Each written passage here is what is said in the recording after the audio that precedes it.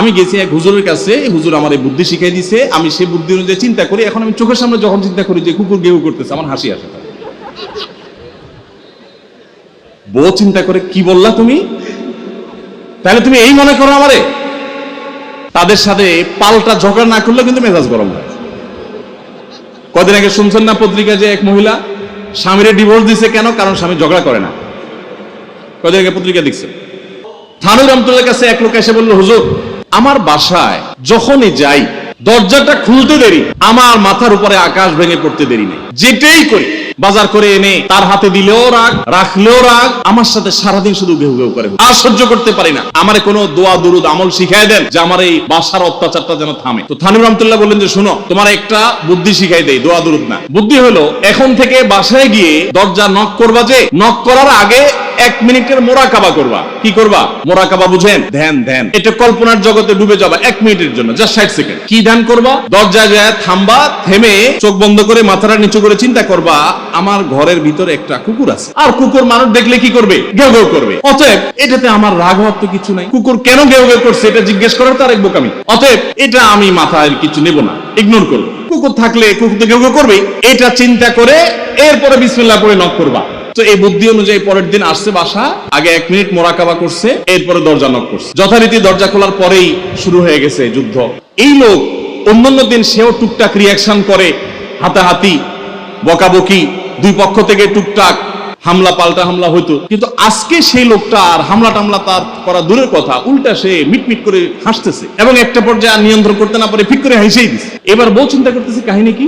কারণ যারা ঝগড়া করে তাদের সাথে পাল্টা ঝগড়া না করলে কিন্তু মেজাজ গরম হয়। কদিন আগে শুনছেন না পত্রিকা যে এক মহিলা স্বামীরে ডিভোর্স দিছে, কেন? কারণ স্বামী ঝগড়া করে না। কদিন আগে পত্রিকা দেখছে। এই মহিলা যখন দেখছে স্বামী হাসা দিছে, সে এবার ঝগড়া করে থামায়া বলতেছে, ঠান্ডা মাথা বলছে, কাহিনী কি বলতো? তুমি হাসতেছো কেন? বল না কিছু না কিছু। সে তো বলবে না। স্বামী মনে করছে হয়তো অন্য কোনো কাহিনী আছে, কোনোভাবে উদ্ধার করতে পারে নাই। পরের দিন আবার সেম কাহিনী, আবারও হেসে দিচ্ছে। মহিলা চিন্তা করছে ব্যাপার কি? বলে না, আজকে তো তোমার একদিন কি আমার একদিন, বলতেই হবে তোমার। কেন তুমি হাসতেছো? আমার ঝগড়ার বিনিময়ে তুমি ঝগড়া না করে হাসতেছো, অপমান করতেছো। আমার ঝগড়ার কোনো দাম নাই, আমি কি কথা বলতেছি না, এগুলো কোনো মূল্য নাই। যখন চেতে যাচ্ছে এবার বলতেছে, শোনো তুমি যেহেতু জোরই করতেছো, তাইলে আমি বলি, আমি গেছি এক হুজুরের কাছে, হুজুর আমার এই বুদ্ধি শিখাই দিছে, আমি সেই বুদ্ধি অনুযায়ী চিন্তা করি। এখন আমি চোখের সামনে যখন চিন্তা করি যে কুকুর গেউ করতেছে, আমার হাসি আসে। বউ চিন্তা করে, কি বললা তুমি? তাহলে তুমি এই মনে করো আমারে? এবার থেকে বেচারে ঝগড়া করার আগেই তার থেমে যায়, চিন্তা করে হায় হায় আমি ঝগড়া করলে তো সে মনে মনে আমার ওইটা চিন্তা করবে। বুঝতে পারছেন? দাম্পত্য জীবনে একটু বুদ্ধিশুদ্ধি করে না চললে, শুধুমাত্র সোজা হয়ে দোয়া দুরুদ পড়বে না সব সোজা হয়ে যাবে, সুরের মধ্যে এত সোজা না। একটু বুদ্ধিশুদ্ধি খাটায় চলতে হয় এবং সবর করতে হয়। এই যে ভদ্রলোক যদি সবর না করতেন, তাহলে মারামারি কাটাকাটি করে কখনো সমাধান হয় না। স্বামী স্ত্রী উভয়কেই আমরা এই যে ঘটনা বলেছি, এই ঘটনার মাধ্যমে কাউকে ছোট করার উদ্দেশ্য না, জাস্ট বোঝানোর উদ্দেশ্য। এটা বিপরীত দিক থেকেও হতে পারে যে আমরা সবর করতে হবে দাম্পত্য জীবনে। তাহলে আগে থেকে যদি এই ঘটনা বলার উদ্দেশ্য হলো যে এই ভদ্রলোক আগে থেকে যখন অপেক্ষা করছেন যে হ্যাঁ অনাকাঙ্ক্ষিত কিছু হতেই পারে, তখন এটার জন্য প্রস্তুত থাকার কারণে আর তার ঝামেলা বাড়ে নাই, বরং কমছে।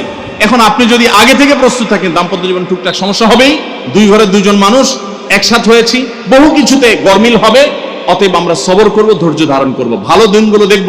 প্রিয় নবী সাল্লাল্লাহু আলাইহি সাল্লাম বলেছেন, তুমি তোমার স্ত্রীর কোনো কিছু দেখে যদি রাগান্বিত হও, তুমি তোমার স্বামীর কিছু দেখে যদি মেজাজ গরম হয়, তো মনে রাখবা তার অনেক গুণ আছে যেটা দেখলে তোমার ভালো লাগা কাজ করবে। কারণ একটা মানুষ এমন নাই পৃথিবীতে যার সব গুণ খারাপ, একটা গুণও ভালো নাই। একজন আস্ত ডাকাতও যদি হয়, আস্ত পাপিষ্ট মানুষও যদি হয়, খারাপ মানুষও যদি হয়, তার ভিতরও কোনো না কোনো ভালো গুণ অবশ্যই আছে। তোমার স্ত্রী, তোমার স্বামীর মধ্যে কোনো না কোনো ভালো গুণ আছে। তুমি সেই গুণটা খুঁজে বের করো এবং সেটাকে কল্পনা করো, তাহলে তোমার মধ্যে তৃপ্তি আসবে, সমৃদ্ধি আসবে, ভালো লাগা কাজ করবে। এই জন্য ভাইরা, দাম্পত্য জীবনের সুখ শান্তির জন্য সবর এবং শকর। শকর হলো যে যা পেয়েছি আলহামদুলিল্লাহ, এর চাইতে যদি খারাপ কিছু হতো, এর চাইতে যদি মন্দ কিছু হতো। অনেক বোনরা আমাদের কাছে আসেন, আমরা তাদেরকে বলি, দেখুন আপনার স্বামীটা হয়তো অমানুষ, সে আপনাকে গালিগালাজ করে কিন্তু চরিত্রহীন না। অনেকের স্বামীটা খুব ভদ্র কিন্তু চরিত্রহীন, ব্যবহার ভালো করে চরিত্রহীন, তাদের কষ্ট আপনার চাইতে কম না। অনেকের স্বামী খুব ভদ্র কিন্তু বেকার, 2 পয়সা কামাই করতে পারে না, সারাদিন ঘরে বসে বসে খায় আর শ্বশুরবাড়ি থেকে যৌতুক এনে না খায়, নিশ্চয় আপনি তার চাইতে ভালো আছেন। মানুষ এভাবে যখন ভালো দিকগুলো চিন্তা করবে তখন তার ভিতরে শকর আসবে। তাহলে দাম্পত্য জীবনে সুখ শান্তির জন্য তৃতীয় করণীয় হলো সবর এবং শুকরের চর্চা করে। আল্লাহ আমাদের সবাইকে তৌফিক দান করুন। 4 নম্বর হলো স্বীকৃতি দিতে জানা। অনেক লোক আছে নিজেকে খুব শিয়ানা মনে করে, স্বামী হয়ে বউর তারিফ করতে রাজি না, বউ হয়ে স্বামীর তারিফ করতে। দাম্পত্য জীবনের সুখের জন্য একে অন্যের তারিফ করার কোনো বিকল্প নাই। প্রিয় নবী সাল্লাল্লাহু আলাইহি সাল্লাম তার স্ত্রীদের তারিফ করতেন, প্রশংসা করতেন। আয়েশা রাদিয়াল্লাহু তাআলা আনহাকে বলেছেন যে আয়েশা, তোমার অবস্থানটা হলো খাদ্যের মধ্যে সারিদ নামক একটা বিশেষ খাদ্য আছে, রুটি এবং গোশতের ঝোল মিছিয়ে আরবরা খায়। নবী সাল্লাল্লাহু আলাইহি সাল্লাম বলেছেন, ফারিদ, এই খাদ্যটা যেরকম খুব প্রিয় অন্য সব খাদ্যের চাইতে আমার কাছে, অন্য সব নারীদের চাইতে তুমি আমার কাছে সেরকম প্রিয়। আপনারা জানেন স্বামী স্ত্রী একে অন্যের সাথে মিথ্যা কথা বলা, বউয়ের সাথে মিথ্যা কথা বলা, মিথ্যা কথা বলে সব ধরনের মিথ্যা কথা না, পামপট্টিমূলক মিথ্যা কথা বলা, প্রশংসামূলক মিথ্যা কথা বলা, এটা জায়েজ আছে। মিথ্যা কথা বলা কোথাও কিন্তু জায়েজ নাই। মিথ্যা কথা বলা ইসলামের জঘন্য অপরাধ। কিন্তু স্বামী স্ত্রী পরস্পরের সাথে প্রশংসামূলক, যেটাকে সহজ বাংলায় পামপট্টি বললাম, এই পামপট্টিমূলক বা প্রশংসামূলক মিথ্যা কথা বলা জায়েজ আছে। কিরকম? আবার এটা যাই এখন থেকে বাজার থেকে 500 টাকার কাপড় নিয়ে যায় বলেন 2000 টাকা দিয়ে কিনছে, এটা কিন্তু জায়েজ নাই। কেন জায়েজ নাই? কারণ কোনোভাবে যদি ওই 500 টাকার ট্যাগ মহিলা ধরে ফেলতে পারে, তাহলে মায়ের কিন্তু একটাও নিচে পড়বে না। বলবে মিথ্যুকের পুত মিথ্যুক, সারা জন্ম এই কাম করে আসছোস, তাইলে ওইরকম মিথ্যা কথা বলা যাবে না। আমার পরিচিত এক লোক আছে, সরকারি একজন কর্মকর্তা বড়, উনি বলেন যে মহিলাদেরকে বাজার করে খুশি করার মতো কঠিন কাজ আরেকটা খুব কম আছে। যারা সংসার করেন তারা জানেন। কারণ আমি একটা কথা প্রায় বলি, দুনিয়াতে বহু বুদ্ধিমান মানুষ আছে, বহু চালাক মানুষ আছে, কিন্তু একটাও চালাক বা বুদ্ধিমান স্বামী আছে বলে আমার মনে হয় না পৃথিবীতে। বুঝা ঠিক বলছেন?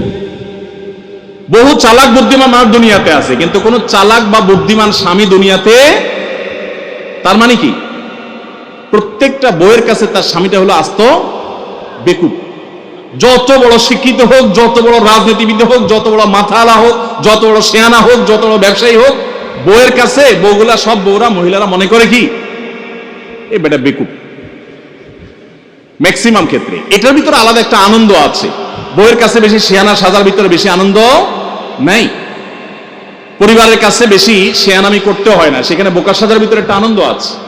যাই হোক, তো ওই যে ভদ্রলোকের কথা বলছিলাম, বাজারের কথা বলছিলাম, যে বাজার করে মহিলাদের খুশি করা খুব কঠিন। আপনি গোশত কিনেন, মাছ কিনেন, যাই কিনেন, তারা খুব কমই সন্তুষ্ট থাকে বেশিরভাগ ক্ষেত্রে। সব মেয়েদের কথা বলছি না। কেন সন্তুষ্ট থাকে না? কারণ তারা আশা করে আরো কম দামে কিনবেন, আরো কম দামে কিনবেন। আপনি জিতে গেলে তারা খুশি, হেরে গেলে আপনারা বকা দিবে সে। তো এক সরকারি কর্মকর্তা, বড় কর্মকর্তা, আমাকে বলতেছিলেন যে দেখেন, আমি সারা জীবন বাজার করি আর বইয়ের বকা শুনি। আমি চলে যাওয়ার পর আমার অফিসের একজন কেরানি আছে, তাকে দায়িত্ব দিছি বাজার টাজার করার জন্য। এই লোক বাজার করার পর আমার বউ বিরাট খুশি, বলে যে তার নাম ধরে বলতেছে, অমুক বাজার করলে প্রতিদিন ঠিক মতো বাজার করে, দাম দোস্ত সব ঠিকঠাক থাকে, মাপজোপ সব ঠিকঠাক থাকে, তোমার প্রতিদিন ধরায় দেয়, দোকানদার কমায় দেয়। 2 কেজির গোশত আমার কাছে মনে হয় 1.5 কেজি দিছে, ওজন কম দিছে মনে হয়, নজরে উঠে না। তো লোকটা বলেছে আমার খুব সন্দেহ হলো, একই দোকান থেকে আমিও আনি, সেও আনে, আর আমার তো ঠকানোর কথা না, পরিচিত দোকানদার। তাহলে মহিলা এই কথা বললো, তার ব্যাপারে কাহিনীটা কি? তারা ডেকে বলছে, বলো তো কাহিনী কি, সিক্রেটটা কি? তো লোকটা বলতেছে যে স্যার, সত্য বলতে কি, আমি গোশত 3 কেজি কিনলে ম্যাডামকে বলতাম 2 কেজি, 1000 টাকা কিনলে ম্যাডামরে বলতাম 500 টাকা। টাকা তো আপনি দিবেন, আপনার সাথে বোঝাপড়া হবে, কিন্তু আমি জানি বাসায় এটা বললে বউরা খুশি থাকে। তো এই জন্য আমি একটু কমায় কমায় বলি দাম, আর জিনিস কমায় কমায় বলি। তখন সে প্রতিদিন 2 কেজি মাংস যেটা দেখে আপনি আনেন, আজকে দেখে যে সে 1 কেজি মাংস ওই পরিমাণ, তখন সে তো খুশি হবেই স্যার। তখন ওই লোকটা বলতেছে, দেখেন, সে এইটা করে আমার গোটা সংসারে আগুন ধরায় দিস। তো এইভাবে মিথ্যা কথা বলা কিন্তু জায়েজ নাই। কোন মিথ্যা কথা বলা জায়েজ আছে? ধরেন আপনি আপনার বউরে বললেন, দেখো তুমি চাঁদের চাইতেও সুন্দর। কিসের চাইতে সুন্দর ভাই? চাঁদের চাইতে উজ্জ্বল মানুষ হয় সম্ভব? দা মিথ্যা কথা না? কিন্তু এই মিথ্যা কথা বলা কি আছে? জায়েজ আছে।